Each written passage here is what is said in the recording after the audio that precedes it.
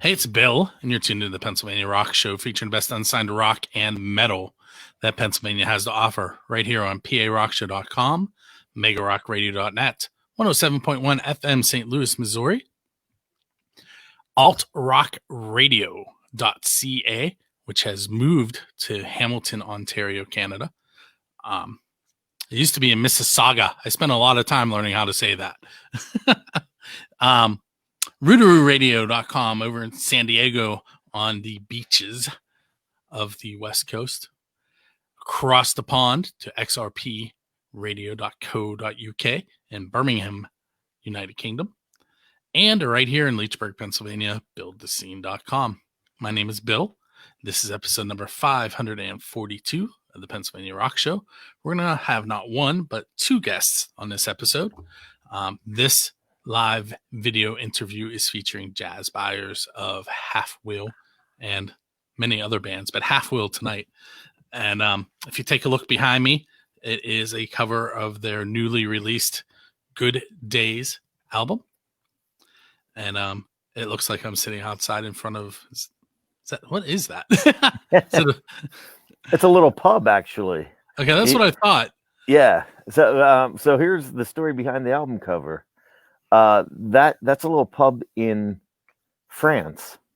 I can't think of the name of the little town, but if you're in, let me see, I got to tell you right, Basel, Switzerland, there's a bridge you can walk across, and it'll take you into France, and then you can walk into Germany. So the day I took that photo, I drank beers in 3 different countries that I walked to. But that little pub there is actually called the Brewery at the Church Works. Or at the church, Brewery at the Church, I think it is. So where it says Half Wheel, it really said Brewery at the Church, and where it says Good Days, it said some other ad. And where it says Rattleclack, that was something else too. And then I think the little sign that's like right behind your left ear, looks like the address.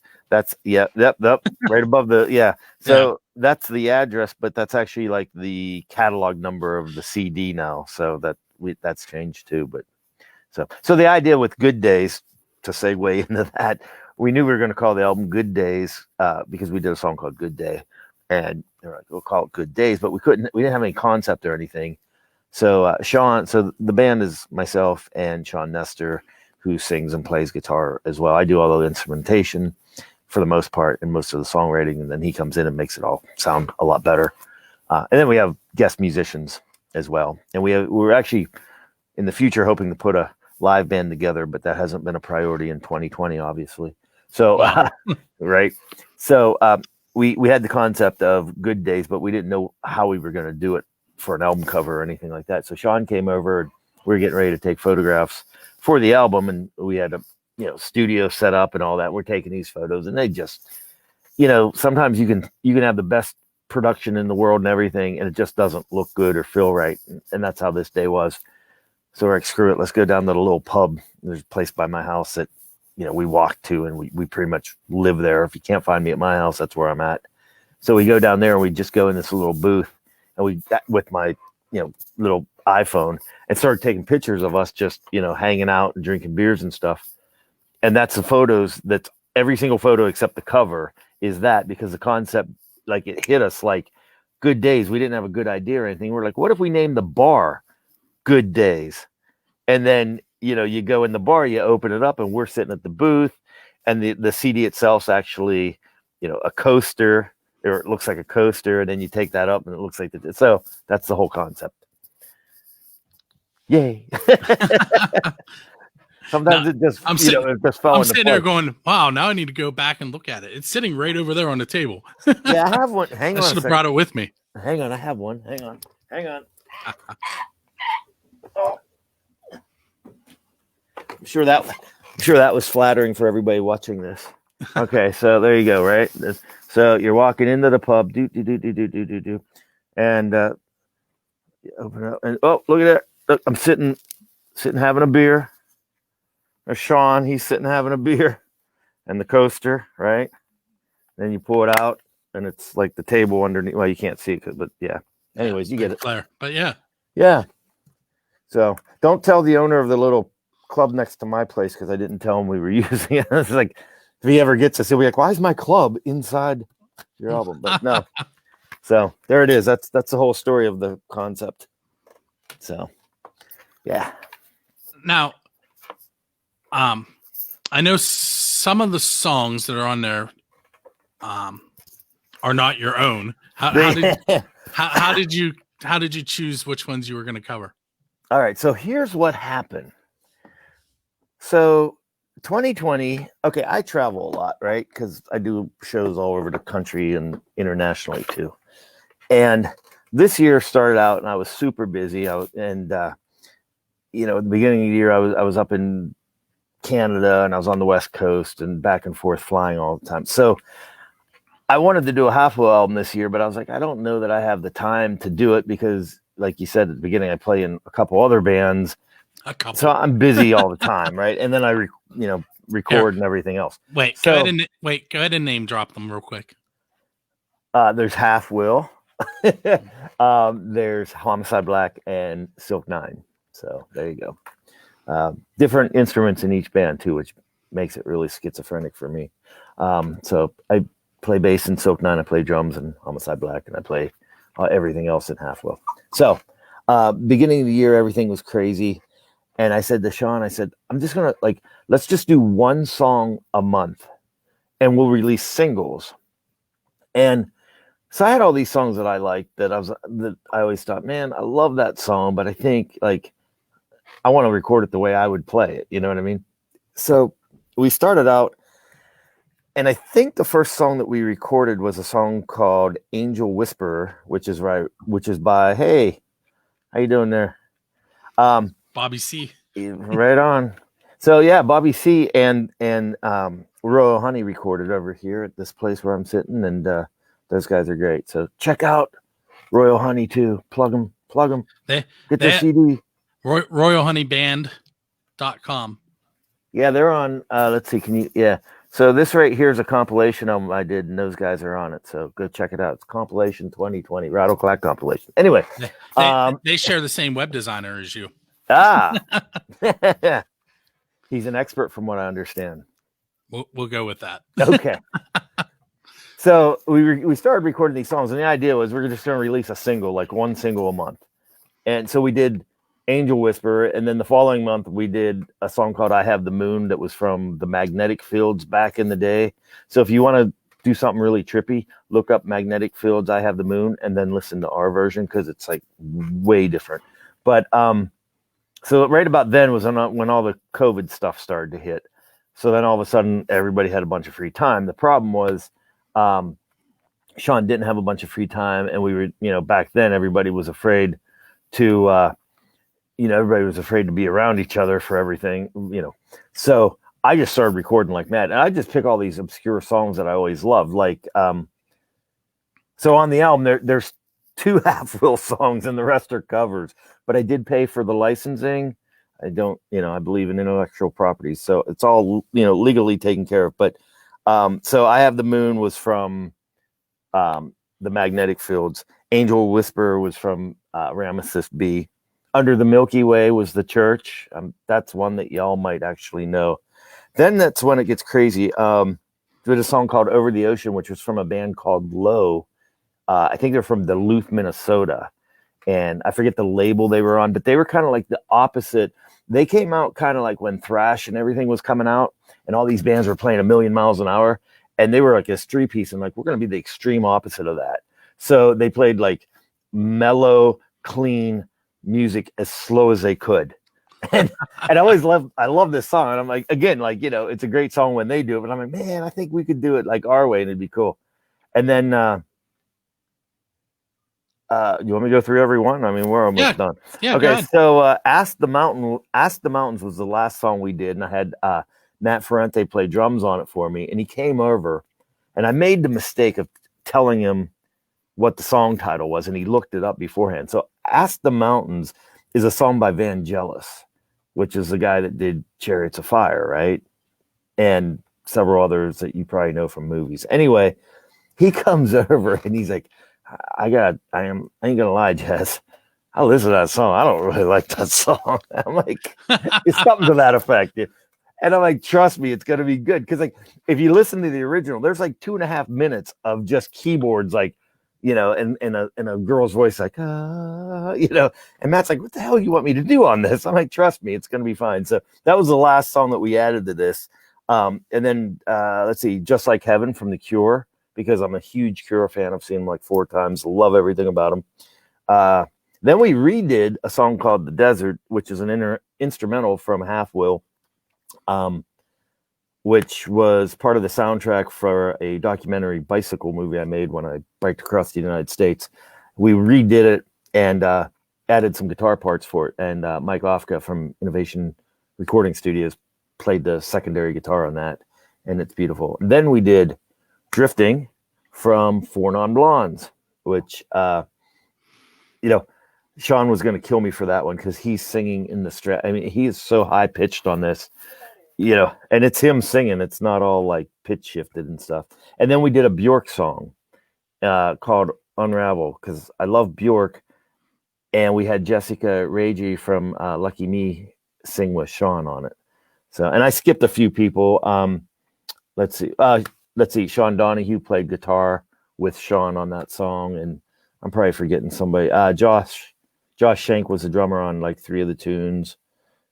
Ralph McCartney played bass for 8 notes in Angel Whisperer because he loved the song, and he was over at my house. He's like, and he plays a 5-string, and I play 4-string, even though it's tuned to C sharp. But he's like, you need to let me play bass on it. I'm like, dude, it's done already. Like, we actually released the single by this point in time, right? Because it came out a while ago. He's like, yeah, but you need this low bass in it. So he came over and literally recorded 8 notes in the middle part of the song just so we could have whatever that low note was, like a low B or something. And after he did it, I'm like, oh my goodness, you're genius, because I can't hear it without that now. In fact, I wish we would have went and put it in there a couple more times. But let's see, anybody else I forget? Mike Ofka, let's see, Josh. Yeah, that's all the additional musicians on this one. So recorded here at Rattleclack and mixed at Innovation. Then we went to Red Cayman and did the mastering for it and did a video for Good Day, and here we are. The video can be found on your website, Facebook, and YouTube, correct? Correct. And yeah, yep. We got so we put it out on Facebook, which is the first time. I'm good at recording bands, and I'm good at, you know, playing shows. I am the worst self-promoter in the world. So, you know, I do all these albums, and then they just, okay, here you go, world, and I expect them to just take off. And I know they don't. But having said that, for the first time ever, I actually put a video like directly on the Facebook instead of YouTube, and it's the video for Good Day, which is the first single off the album, and it's one of the 2 originals. And it's been out for week and a half, and we have just under 14,000 views on Facebook. So that's kind of pretty cool. So please, everybody, share it. I'm gonna give you a little reasoning behind that. When you post YouTube, Facebook sees YouTube as a competitor, so the algorithm is different on the YouTube videos than it is on the Facebook videos. I see. So that explains it. Yeah, because I was like, what, you know, I'm not saying like the light bulb went off. 14,000 is awesome. I'm not saying that. I'm not saying that's why it was that number. Hey. It's that number because it's an awesome song, but that's part of the issue is they're hiding. Yeah. Well, yeah, and that's what I mean. Like, I'd never done that before. I'm like, you know, I just always put it right on YouTube and then link to it, you know, and it's, you know, but that's part of the problem now too, is because everybody and their brother has a video too. So it's like, you know, it used to be back in the day, it was like, well, I got a video. What? You got a video? You must be good. Now it's like, yeah, you have a video, and so does my 9-year-old kid on his iPad. You know, it is what it is, you know. And that's this is actually something. It flows right into something I've been talking about in my last couple episodes of both shows. Gene Simmons recently said that the rock and roll music business was dead, and my thinking is that the rock and roll business that he knew was dead. Absolutely. And, because in the 70s, he wasn't able to sit in his living room or in his basement and record something that sounded professional. And he wasn't able to go out and have his friends help him make a video that looks like it was recorded by absolutely. a pro. Yeah. Well, it's absolutely dead in the way he knows it. Because I'll tell you, so I have a friend of mine. Years ago, I moved to Minneapolis and I got in a band that had a record deal with Columbia Records. And our A&R person is still friends with me. He doesn't work doing that anymore, but he's still in promotion and that type of stuff. And I sent him a copy of the album and he listened to it and he's like, oh, Good Day is pretty good too. And, he types me his email. And I don't think much of it. Well, the next day I get another email. He's like, the more I listen to that tune, the more I'm convinced that it's a hit, blah, blah, blah. And he's like, I want to send it to so-and-so, one of the few people that I know it's still in the major label industry, although it's overseas and he works with different artists, and I'm like, okay, cool, send it. So then the next day I get an email and he says, I really love this song. He's like, if we could only get some random stranger to do a TikTok video of it, of them dancing while drinking ocean spray, it would be a hit. Now think about what he said. The day before, he just sent it to, somebody in the major label industry. But Right. Then the next day he sends, and I know he's sending, he's kind of saying it as a joke, but that's the truth of the matter. It's like, it doesn't matter how many industry people you have anymore. You make a video in, 30 seconds in your basement. And if it catches on, that's what it takes nowadays. Yep, that's exactly what we were talking about. They're not looking for bands to mold anymore. They're more looking for bands that already have a following. Absolutely. Well, and I just oddly enough had this conversation 4 hours ago at a pub, and we were similar topic, but I said like a band like The Cure would never exist anymore because The Cure didn't blossom until they had hits when they were younger, but nothing at all like what they grew into. Nowadays, it's like you better have those hits right away, and but the technology's changed. I mean, I'm making albums here that it's not because I'm that good; it's because the technology allows me to make a recording in a room like this. You know what I mean? Or I'm sitting in France in my living room in Leechburg. Exactly. Yeah, exactly. Think about that right there. 10 years ago, that you'd have to go to a studio to have green screen. Now it's like you can buy a kit off of Amazon for $100 and get the camera and everything together. I'm at about 200 with what I have, but yeah. Yeah. It's crazy.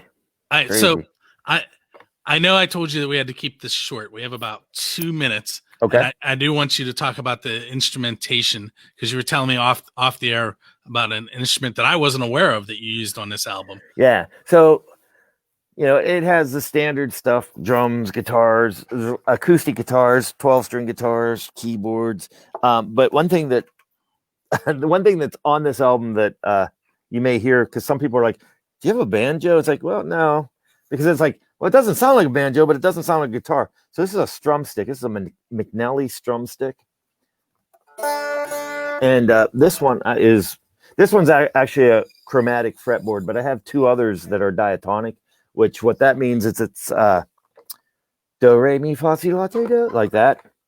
So this one here is just, I guess you can hear that probably. We maybe. Can. Okay. Because I got the headphone things on, earbuds. But so this is the diatonic one. So if you see the frets, how they're not the same spacing, right? Right. So it's like a dulcimer basically, which I have one of those in the other room as well. But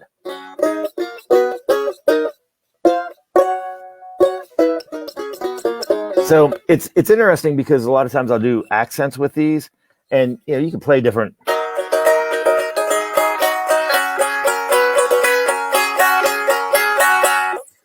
You almost can't hit a wrong note, and that's how they advertise them. But the first time I saw one of these is I was biking in Texas at a place called Bastrop, and I went into Larryland Music, believe it or not, 2016. I'm on a bicycle riding across the country, and I found one of these, And I'm like, what the Did heck you is-" take it with you, or did you I have it did. shipped home? No, I took it. Well, I took it with me, and then I dropped it off and had it shipped home. But this is the one that I bought there, and it had a soft case. And the reason I didn't get the hard shell case is because this had a strap, so I was able to like strap it on the bike, because I had everything I, was using for 3 months was on my bicycle, which is available. Bicycling the Southern Tier. You can get that from the Rattleclack website, or go to Rattleclack.com. Go to the store link. yes, RATTLECLACK.com, or you can go to YouTube and look up Bicycling the Southern Tier. But this is the one that I bought in Texas. It's a little longer now. I think this is the one that you tuned to G, I guess, or D.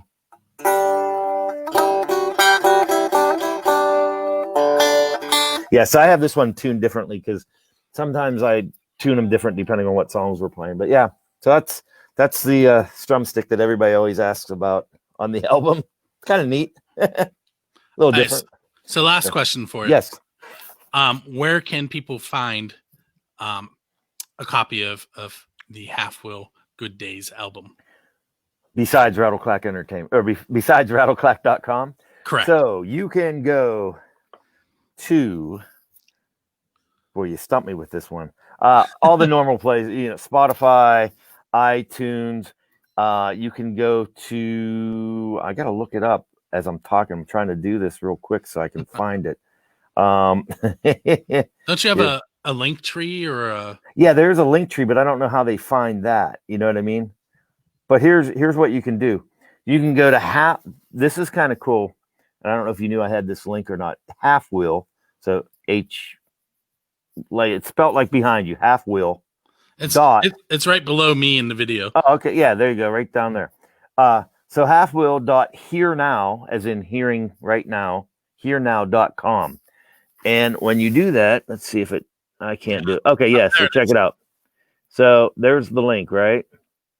And it's kind of cool because it has all the little like links right there. If you're not, and you can actually preview the songs. But the best thing to do is go to rattleclack.com. That's CD Baby's like sub company, right? Yeah, it is. Yeah. It was what replaced what they were doing on the CD Baby site.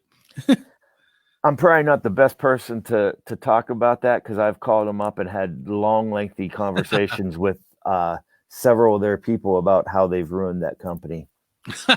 So, because I'm in the studio partnership program because of the recording studio. So if you record here, you can go do stuff through them and disc makers at a discounted price. And they basically, I don't know if you know the story about it, but they got rid of their online store. And they did that because it was only like 2% of their sales on paper. But what that did is it made every single smaller band upset, because here's what used to happen. You're a smaller band or a smaller label, and you have your release date of whatever. Today's my release date, okay? Boom. Go to cdbaby.com. They have a store that was instantly there on your release date. Now your release date happens and you have nowhere, like you don't have a centralized place to send people, because I'll give you an example. This album, we had this, the Good Days album, we had it done 2 months in advance. It was done. It was pressed. We were giving out copies of the physical product a long time ago. This only came out on the 10th of November. Okay. Because of COVID and everything, here's the big release date, right? Yeah. Deezer had it. 2 days later, iTunes and Spotify went up, and then several of the other ones. But it's like, that as somebody releasing something, it's like, I can't have that. I gave you, I literally gave you 2 months, and you couldn't get it done because of COVID, right? The streaming version of it was available on Rattleclack for a few weeks, and then I don't know if you noticed, I didn't make the physical copy available until the 10th. Yes, I appreciate that. And speaking, we'll have to do an interview sometime about Rattleclack, because I have some ideas with that starting in 2021.